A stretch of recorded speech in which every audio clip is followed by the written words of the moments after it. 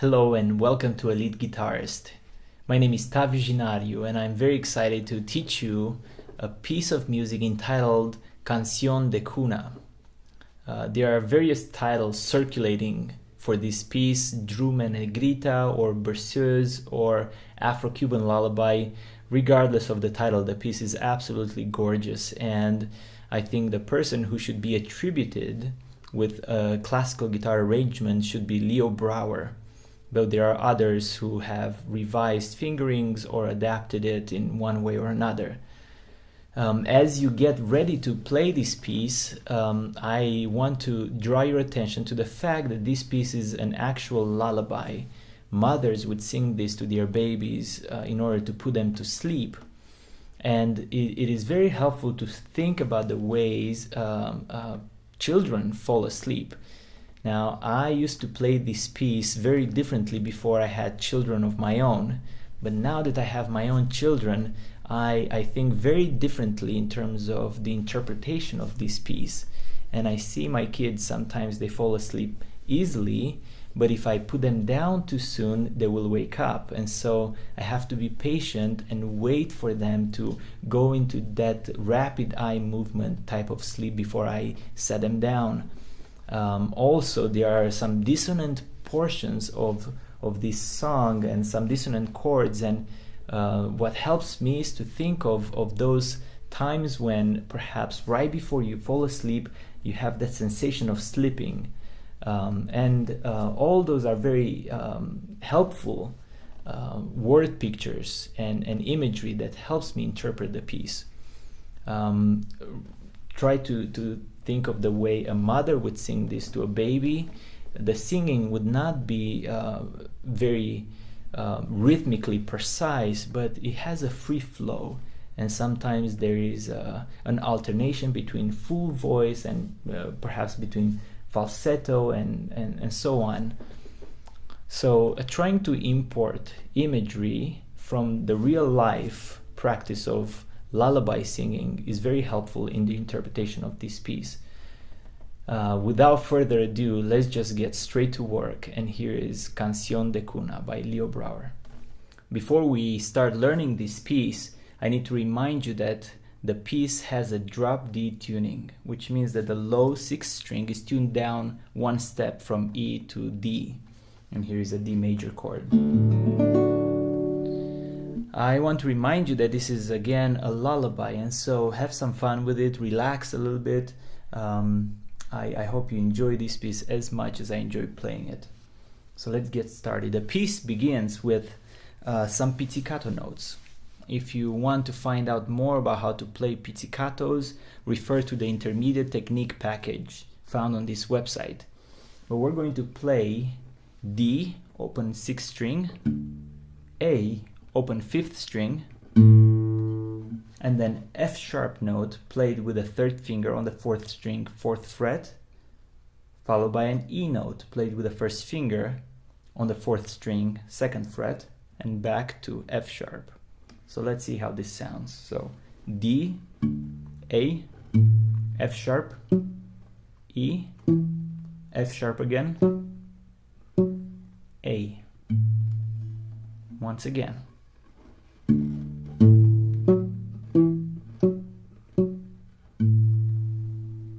You can experiment with the quality of pizzicato you'd like to get. The closer you play to the sound hole, the more percussive those pizzicatos will be. And the further away from the sound hole that you'll play those pizzicatos, the more resonant they will be. And so choose the type of sound that suits you the best and allows you to express yourself the best. After playing these pizzicatos, we're going to move all the way to the 12th position. The 1st finger will hover over the 12th fret, and we're going to play the same D, A, F sharp, E, F sharp. Only this time we're going to play the D and A as natural harmonics. Again, we're going to play those harmonics still with a pizzicato technique. So D, A, harmonic, F sharp played with the 3rd finger on the 4th string, 16th fret, So D, A, E, played with the first finger on the 4th string, 14th fret, F sharp twice, A harmonic, and D harmonic, which is the 4th string. We'll barely touch the 4th string with the first finger on the 12th fret.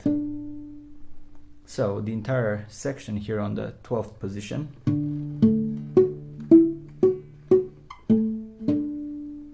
Back to the first position, and this third bar is a repeat of the first bar. And then the last F sharp, I'm going to a flash, a pad sound. It's more of a transitional sound from the pizzicato to the actual full sound of the guitar. And so pizzicato, F sharp pizzicato, and the last F sharp, a natural sound, followed by an A note. This A note is played with the first finger on the 3rd string, 2nd fret. And we're going to now enter into the main theme of the piece. And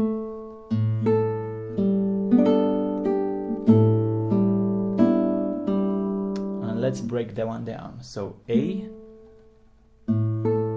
here I'm playing the open 5th string A simultaneously with the high A note played with the 4th finger on the 1st string, 5th fret. And I'm breaking them apart just to highlight the melody and also to give the piece more of an improvisational feel. Followed by a G note played with a 3rd finger on the 4th string, 5th fret. So A together, G, and here I'm playing 3 notes together, plucked with IMA on the 3rd, 2nd, and 1st string, and the notes are B, D, and A. The B is played with the 2nd finger, 3rd string, 4th fret. D is played with the 1st finger, 2nd string, 3rd fret, and A is an anchor finger. And we're just going to pluck again that A note that we recently played. So A, G, B, D, and A together, followed by G, and again A and A together, followed by G again, already played with the 3rd finger. And now we're going to wrap this by playing B, D, and open high E string. The B note again is played with the 2nd finger, 3rd string, 4th fret. D played with the 1st finger, 2nd string, 3rd fret, and the E note is an open 1st string. So let's review.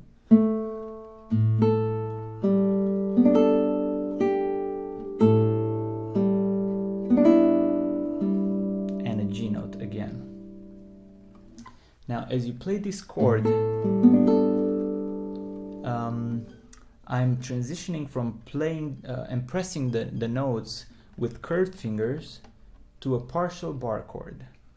And you're going to use fingers number 2 and 3 as pivot fingers. So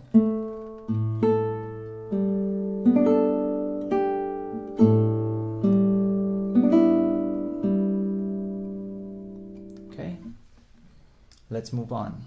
So after playing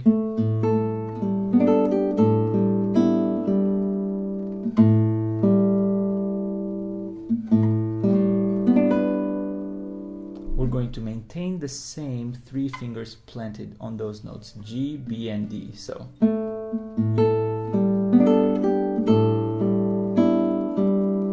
A, open 5th string, G, and this one is a little bit of a stretch.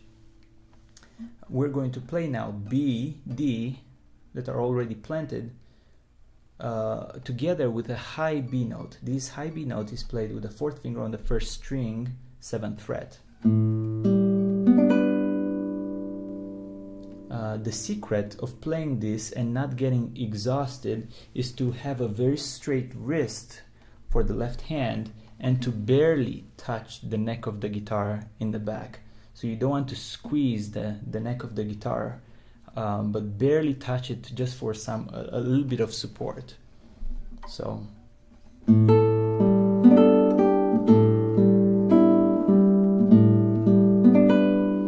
as you move this fourth finger on the first string, the thumb will also go down to account for that kind of motion. So if you plant the thumb in the middle of the neck of the guitar in the beginning, as you go to that high B note, you want to move the thumb lower, just to provide better support for that high B note.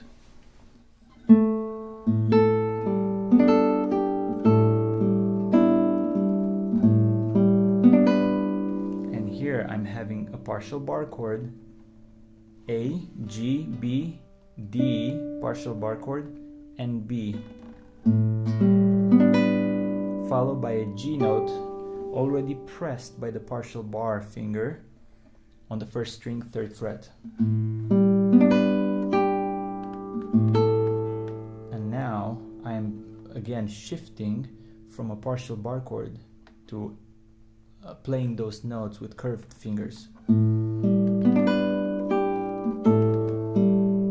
So A and A together again, G, play with the 3rd finger on the 4th string, 5th fret, B, D, and E. By now you should be familiar with these 3 notes. So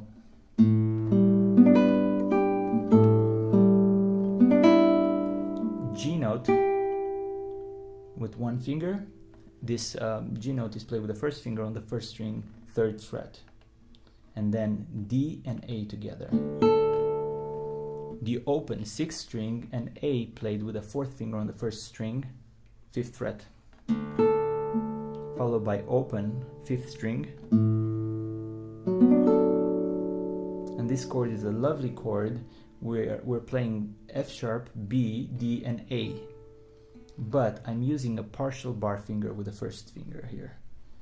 The F sharp is played with the 2nd finger on the 4th string, 4th fret, B played with the 3rd finger on the 3rd string, 4th fret. Then the 1st finger will cover 2 strings on the 3rd fret, the 1st and the 2nd string, and the A note is played with the 4th finger on the 1st string, 5th fret.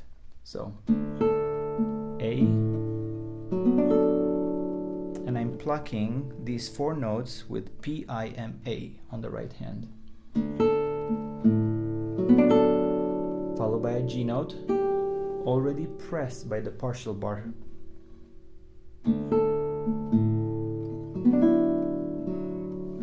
So let's review.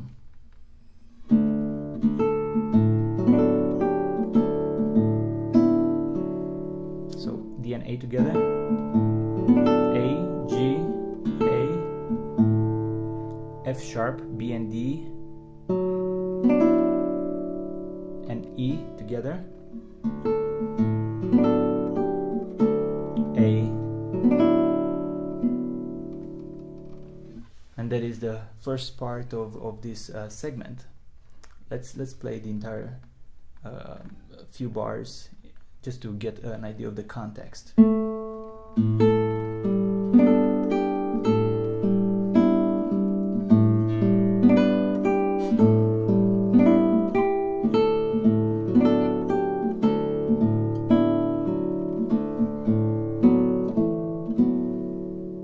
Last bar is D, A, F sharp and B simultaneously. F sharp played with the 4th finger on the 4th string, 4th fret. B played with the 4th finger on the 3rd string, 4th fret.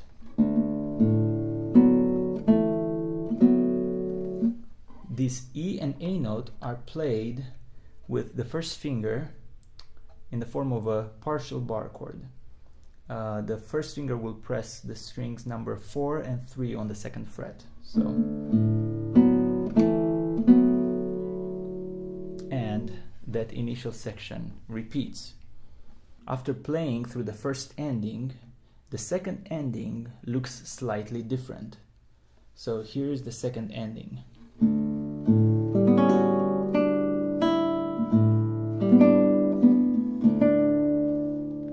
Now let's break this one down.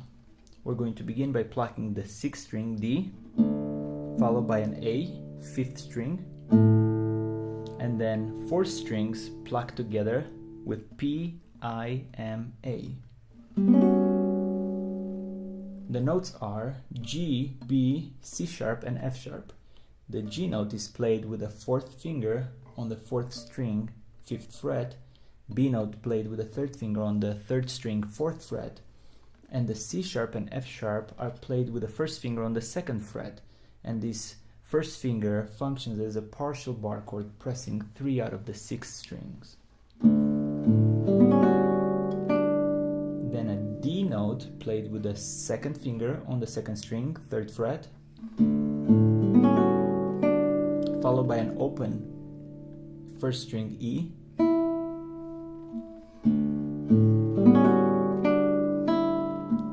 and now an open 5th string A, and G, B, and D together. The G is played with the 3rd finger on the 4th string, 5th fret. B note played with the 2nd finger on the 3rd string, 4th fret, and D played with the 1st finger on the 2nd string, 3rd fret. Let's put it together. D, E, A, open, 2nd string B, and now D and D together. In the bass we have an open 6th string, and we're going to also play a D note with the 2nd finger on the 2nd string, 3rd fret, followed by open 5th string A, F sharp and B played together, and I'm plucking those with P and I. Then E and A played on the 4th and 3rd string, 2nd fret, with a partial bar 1st finger. So let's review.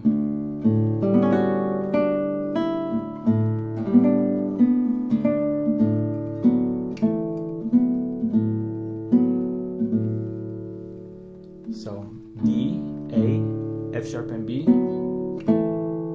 F sharp and B, A, F sharp and B together again, followed by open 5th string A.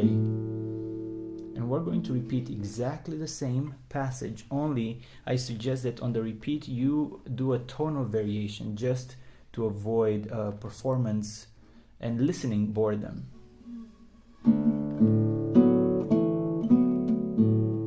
The second time you play it, perhaps a ponticello, but not a piercing ponticello, but still a very sweet, dark sound, only with a slightly different color.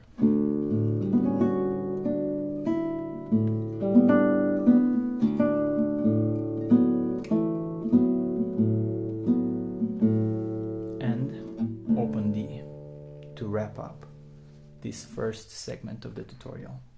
Let's review this second ending all the way to the end of this first segment of the tutorial.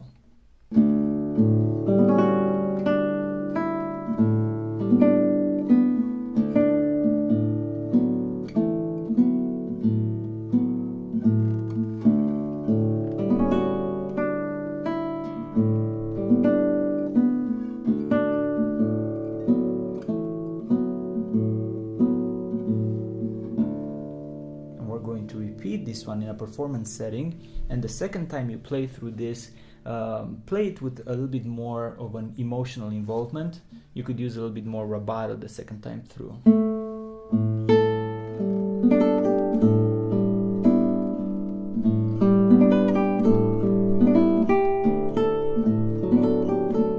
And so on. I'll see you back for the second segment of this tutorial.